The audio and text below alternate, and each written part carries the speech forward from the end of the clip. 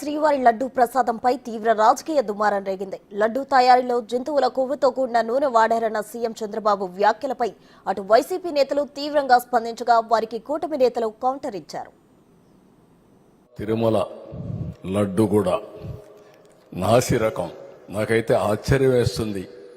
ఎన్ని కంప్లైంట్ చేసినా కడాన వెంకటేశ్వర స్వామి పవిత్రతను దెబ్బతీశారు. ఎన్నోసార్లు చెప్పాం. అక్కడ ఎంత దుర్మార్గంగా ప్రయత్నం చేశారంటే అంత దుర్మార్గంగా ప్రవర్తించారు. కడాన అన్న దానంలో క్వాలిటీ ఆఫ్ ఫుడ్ లేకుండా చేశారు. దేవుని దగ్గర పెట్టే ప్రసాదం అపవిత్రం చేసే విధంగా ఓసారి బాధేస్తుంది. నాసి రకమైన ఇంగ్రీడియంట్సే కాకుండా ఎనిమల్ ఫ్యాట్ కూడా వాడారని, ఏది గీకు బదులు. ఈరోజు స్వచ్ఛమైన గీ తెమన్నాం, ప్రక్షాళన చేయమన్నాం. నాణ్యత పెరిగింది, ఇంకా కూడా నాణ్యత పెంచుతాం. అల్టిమేట్గా వెంకటేశ్వర స్వామి మన రాష్ట్రంలో ఉండడం మనందరి అదృష్టం. ప్రపంచం అంతా మన దగ్గరికి వచ్చే పరిస్థితికి వచ్చారు. అలాంటప్పుడు వెంకటేశ్వర స్వామి పవిత్రతను కాపాడుకోవాల్సిన బాధ్యత మనందరిపైన ఉంది. ఇది కూడా చేస్తామని చెప్పి కూడా నేను మీకు తెలియజేస్తున్నా. భక్తులకి ఇచ్చే లడ్డులు ఆ మాట అంటానికే ఒళ్ళు గగురుపాటు కలుగుతుంది. జంతువుల కొవ్వు వాడుతున్నామని మాట్లాడటం చూసిన తర్వాత నేను అప్పుడే చెప్పాను, ఇంతకన్నా నీచమైన ఘోరమైన కార్యక్రమం ఇంకోటి ఉండదు. నేను వెంకటేశ్వర స్వామిని నమ్ముతున్నాను, మీరు కూడా వెంకటేశ్వర స్వామి భక్తుడని చెప్తారు కాబట్టి రండి ప్రమాణిస్తాను. నేను చేయటానికి సిద్ధంగా ఉన్నా. వెంకటేశ్వర స్వామి పాదాల చెంత ప్రమాణం చేస్తాను. నేను నా కుటుంబంతో సహా వచ్చేస్తాను. మా పాలనలో ఎటువంటి చంద్రబాబు నాయుడు గారు ఆరోపణ చేసినట్టు ఎటువంటి అక్రమాలు, నీచమైన కార్యక్రమాలు జరగలేదు. 19.77 ఇక్కడ వచ్చి 19.72 ఒకటి, ఇదిగోండి 19.77 100 యావరేజ్ ఉండాల్సింది. అంటే 19% కూడా ఈ నెయ్యి నాణ్యత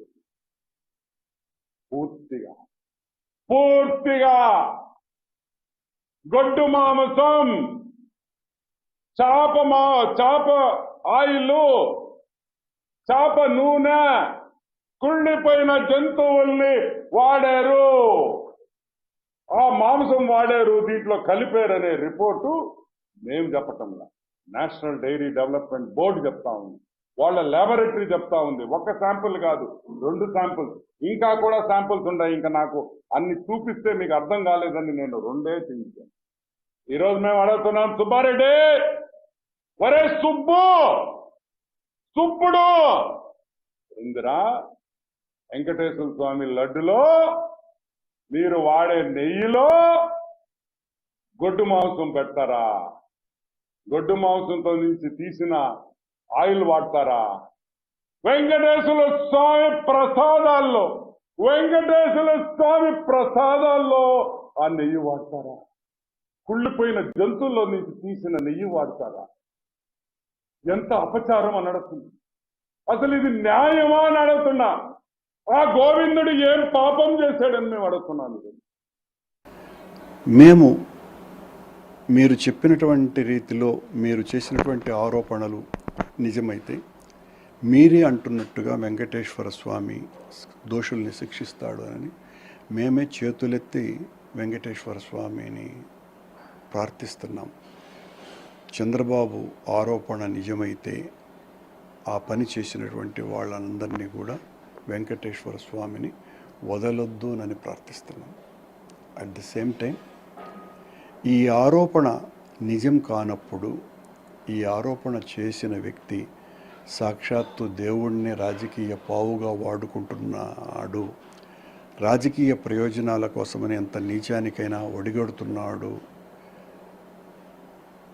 ఆ రకంగా కల్తీ జరగలేదు, జంతువుల కొవ్వు ఉపయోగించలేదు అన్నది నిజమైతే ఆ ఆరోపణలు చేసిన వ్యక్తిని కూడా సర్వనాశనం అయ్యేటట్టుగానే వెంకటేశ్వర స్వామి చేయాలని ప్రార్థించాలి.